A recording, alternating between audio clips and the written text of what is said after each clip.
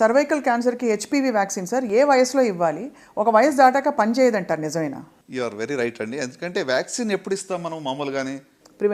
ప్రివెంటివ్గా అది ఎప్పుడు ఇన్ఫెక్షన్ రాకముందు ఇస్తాం. మన పోలియో కానివ్వండి, డిఫ్తీరియా, టెట్నస్ కానీ చిన్నప్పుడు వ్యాక్సిన్స్ ఎందుకు వేసుకున్నాం? ఎక్స్పోజ్ అవ్వకముందు వ్యాక్సిన్స్ మనకి ఇస్తారు. సో ఇప్పుడు కోవిడ్ కూడా మన వ్యాక్సిన్ కోవిడ్ వచ్చినప్పుడు కూడా తీసుకున్నట్టు వేరే వేరియంట్ కోసం తీసుకున్నది రాకముందు. సో అట్లనే ఈ యొక్క హెచ్పివి అనేటువంటి యొక్క వైరస్ ఎక్స్పోజర్ కాకముందే మనం ఇవ్వాలి. సో ఐడియల్ ఏజ్ అంటే అడలసెంట్ గర్ల్స్ అంటే around 11 to 12 years. So 24 to 25 దాకా ఇవ్వచ్చు. సో అంటే దానికి రేషనల్ ఏంటి అంటే సెక్షువల్ ఇంటర్కోర్స్ అనేటువంటిది ఆన్సెట్ అవ్వక ముందు. ఎందుకంటే ఈ వైరస్ అనేది చాలా కామన్గా ఉండే వైరస్, ఇది కొత్తగా వింతగా వచ్చే వైరస్ కాదు. 80% ఆడవాళ్ళు హెచ్పివి ఉంటుంది. ఏదో అంటే అన్యూజువల్ ఇన్ఫెక్షన్ వచ్చేసింది హెచ్ఐవి లాగానో అలాంటి హెచ్బిఎస్ఏజీ లాంటిదో ఇన్ఫెక్షన్ కాదు ఇది. So this is very widely prevalent virus ఇది. సో కనుక ఇది రాకముందే దీన్ని తీసుకోవడం మంచిది. సో ఆఫ్టర్ ఎక్స్పోజర్ అయిన తర్వాత తీసుకుంటే బెనిఫిట్ ఉండదు. అందుకే చాలాసార్లు ఏం చేస్తామంటే ఆఫ్టర్ 25 అడిగినప్పుడు వాళ్ళకి హెచ్పివి టెస్టింగ్ చేస్తాం, అసలు ఆల్రెడీ వైరస్ ఇన్ఫెక్ట్ అయ్యిందా లేదా అని చూడడానికి. మరి డార్మెంట్గా కూడా ఉంటుందా? ఒకసారి ఇన్ఫెక్షన్ వచ్చి క్యాన్సర్గా మారకుండా? ఎస్ చాలా వరకు మారకపోవచ్చు. ఓన్లీ 5%లో over a period of many years, 15-20 ఏళ్ళ తర్వాత వస్తుంది. రాగానే వెంటనే క్యాన్సర్ రాదు. అదే సర్వైకల్ క్యాన్సర్లో ఒక అడ్వాంటేజ్ ఏంటంటే ఇన్ఫెక్షన్ నుంచి జబ్బు రావడానికి 10-15 ఏళ్ళు పడుతుంది. ఈ టైంలో మధ్యలో ఎప్పుడన్నా కూడా మనం ప్యాప్ స్మియర్స్ కొన్ని టెస్టులు చేస్తే దాన్ని ముందుగా కనుగొనవచ్చు. ఎప్పుడప్పుడు బయటపడుతుంది. అసలు ప్రోగ్రెషన్ అవుతున్నప్పుడు కానీ అసలు మనకు సిమ్టమ్స్ ఏమైనా తెలుస్తాయండి సర్వైకల్ క్యాన్సర్కి? యూజువల్గా ఏంటంటే క్యాన్సర్లో అది స్టార్ట్ అయ్యేంత వరకు, ఫుల్ ఫ్లెజ్డ్గా జబ్బు వచ్చేంత వరకు సిమ్టమ్స్ ఉండవు. అండ్ అప్పటికి బహుశా సెకండ్ స్టేజ్కి వచ్చేసి థర్డ్ స్టేజ్, అర్లీ స్టేజ్లో కూడా చాలా వరకు సిమ్టమ్స్ ఉండవు. Unless you get tested. Unless you get tested. అందుకే స్క్రీనింగ్ ఎందుకు అంటున్నాము? మీకు సిమ్టమ్స్ వచ్చే లోపల టెస్ట్ చేయాలి. మీకు సిమ్టమ్స్ వచ్చేటప్పటికి జబ్బు వచ్చి డయాగ్నోసిస్ అంటాం, స్క్రీనింగ్ కాదప్పుడు. సో అందుకనే సార్ వెయిట్ లాస్ అయిపోతుంది, అన్యూజువల్ డిశ్చార్జ్ ఉంటుంది బాడీ నుంచి, ఇంకేదో అవుతుంది అని చెప్తారు. బట్ అంత వచ్చిందంటే ఇంకా పూర్తిగా క్యాన్సర్ వచ్చేసినట్టు, ఇంకా ట్రీట్మెంటే అక్కడ. కరెక్ట్, డయాగ్నోస్ చేసి ట్రీట్మెంట్ ఇవ్వడమే. ఓవరాల్గా సార్ మహిళల్లో ఒక 4-5 చక్కటి అలవాట్లు లైఫ్ స్టైల్, జీవనశైలిలో వాళ్ళు పెట్టుకోవాలి ఈ క్యాన్సర్ల బారిన పడకుండా అనడానికి ఏమన్నా ఉన్నాయి? Especially for breast cancer.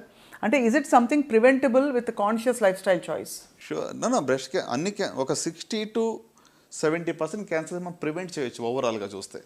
So దాంట్లో రొమ్ము క్యాన్సర్ కూడా ఎందుకంటే రొమ్ము క్యాన్సర్కి మీరు చూసినట్టయితే ఇంపార్టెంట్ రిస్క్ ఫ్యాక్టర్ ఏంటి? ఒబేసిటీ. ఓకే, సో ఒబేసిటీ అంటే అగైన్ హార్మోనల్. బ్రెస్ట్ క్యాన్సర్ ఎందుకు వస్తుంది? That hormonal imbalance. Estrogen, progesterone hormones ఎక్కువగా ప్రొడక్షన్ అవుతుంది, ఫ్యాట్లో నుంచి ప్రొడక్షన్ అవుతుంది ఇవి.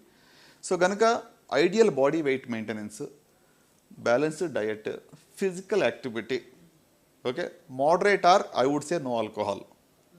ఎందుకంటే excess alcohol is also risk factor. చాలా క్యాన్సర్కి ఆల్కహాల్ రిస్క్ ఫ్యాక్టర్ అండి. అంటే ఇటీవల you see number of people, మరి నేను ఇందాక చెప్పింది నంబర్ ఆఫ్ పబ్స్ కానివ్వండి, హోటల్స్ చూస్తే చాలా కన్సంప్షన్ పెరిగిపోతూ ఉంది. మనం గ్రహించాం సార్, బహుశా ఒక బౌల్ ఆఫ్ కర్రీ తింటే అందులో ఎంత ఫ్యాట్ ఉంది, అక్కడ అందులో ఇంగ్రీడియంట్ సోర్సెస్ ఎక్కడ అన్నీ ఆలోచించకుండా తినేస్తాం. ముఖ్యంగా especially if you order online, because ఆ సోర్స్ మనకు ఎప్పుడు అర్థం కాదు. So but however having said all this sir, మీరు అన్నారు కదా బ్రెస్ట్ ఫీడింగ్ చేసే తల్లులకి క్యాన్సర్ బారిన పడే ఇన్సిడెంట్స్ తక్కువ అని చెప్పి ఒక స్టడీ వచ్చింది కదా సార్, నిజమా అది? చాలా వరకు అంటే ఇది కాంట్రవర్షియల్ అండి, బట్ ఓవరాల్గా ఇట్స్ బెనిఫిషియల్. అంటే బ్రెస్ట్ ఫీడింగ్ వల్ల ఏం జరుగుతుందంటే మెన్స్ట్రువల్ సైకిల్కి కూడా బ్రేక్ వస్తుంది. ఇప్పుడు కన్సీవ్ అయినప్పుడు ఆ 9 months మెన్స్ట్రువల్ సైకిల్ లేదు. So there is no hormonal effect on the breasts. So they are giving a rest. Lactational, ఎప్పుడైతే బ్రెస్ట్ ఫీడింగ్ చేస్తారో అప్పుడు కూడా సైకిల్స్ ఉండవు ఇనిషియల్ ఫ్యూ మంత్స్. సో దానివల్ల there is a break in the cycle. So డెఫినెట్గా నేను if you ask me, if you overall అన్ని studies కూడా మనం కంపేర్ చేసి చూసినట్లయితే there is benefit of breast feeding. ఇటీవల బ్రెస్ట్ ఫీడింగ్ కాదు, లేట్ ప్రెగ్నెన్సీస్ కూడా ఎక్కువైపోయింది. So that's also risk factor అండి. So first child very late after 30s. ఈ రోజుల్లో చూడండి చైల్డ్ బర్త్ కూడా 30s లోపల చాలా తక్కువగా ఉంది. ఇదివరకు 30s లోపల అసలు పెద్ద ఆపరేషన్ కూడా అయిపోయేది. కరెక్ట్ సార్ అది. కానీ మరి మెనోపాజ్ తర్వాత క్యాన్సర్ బారిన పడే అవకాశాలు ఉంటాయా సార్? డెఫినెట్గా. అంటే ఏజ్ పెరిగే కొద్ది రిస్క్ పెరుగుతూ ఉంది. So it's not that hormonally active ఉన్నప్పుడు మాత్రమే కదా. ఇప్పుడు బ్రెస్ట్ క్యాన్సర్ మీరు చూస్తే ఇండియాలో కంపేర్ టు వెస్టర్న్ వరల్డ్ ఒక 1 decade అర్లీగా వస్తుంది. వెస్టర్న్ కంట్రీస్లో 60s వస్తే మన దగ్గర 45 to 55లో ఎక్కువ కనబడుతూ ఉంది. సో అంటే ఇది again related to our lifestyle, our foods కానివ్వండి, our whatever epidemical factors వల్ల అది వస్తూ ఉంటుంది.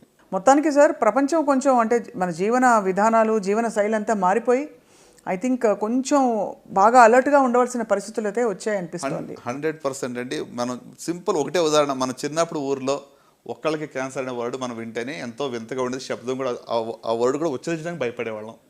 ఇప్పుడు ప్రతి ఇంట్లో మనకు తెలిసిన ఎవరికో క్యాన్సర్ ఉంది. ఇంకెంతకైనా మనకి స్టాటిస్టిక్స్ అవసరం లేదు.